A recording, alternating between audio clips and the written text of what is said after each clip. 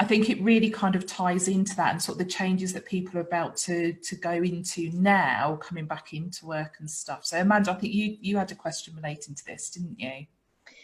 Yes, I mean, loads of things I'm sure that we can chat through today, and you can help us with, Rhonda. But overwhelm is just a word that's been quite prevalent for so many reasons throughout the last, however it was 4 or 5 months. So people have been overwhelmed by the news, overwhelmed by the changes that are happening, overwhelmed by coping with homeschooling and home working, and now possibly overwhelmed at the thought of going back into an office, overwhelmed all the safety measures, going on public transport.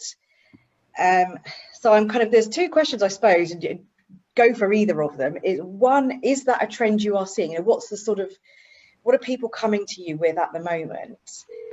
And also, how do you suggest people cope with that? What are some coping mechanisms that you would work on with people to cope with overwhelm?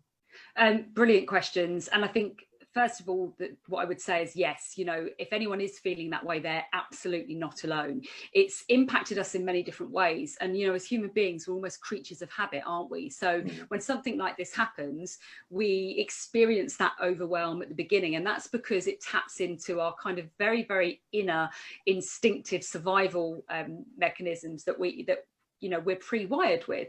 So it throws us off and we think, oh, is this a survival threat? And then that's why, anxiety and stress kind of rears its head, because of how we outwardly, feel we need to respond. So, for many people, they've gone through that first adjustment period and it's leveled. And, think of the anxiety and the overwhelm that we were all feeling when we were told that we couldn't go out, we couldn't see our loved ones, we couldn't go anywhere.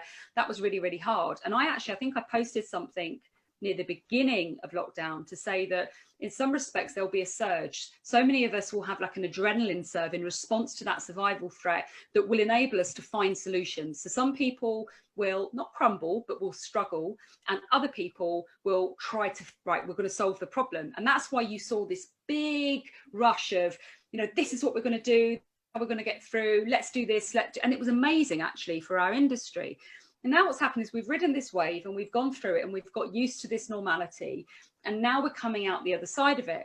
But what gives us anxiety typically, and what makes us feel very, very overwhelmed, is that feeling that we're not in control. And I think many people are not feeling in control at the moment. And if I look at a lot of the coaching that I will do and some of the work that I'll do around quality of thinking, it's about helping people make peace with the things that they can't control and let go of it a little bit, and focusing on what it is that they can control within that may make them feel a bit better.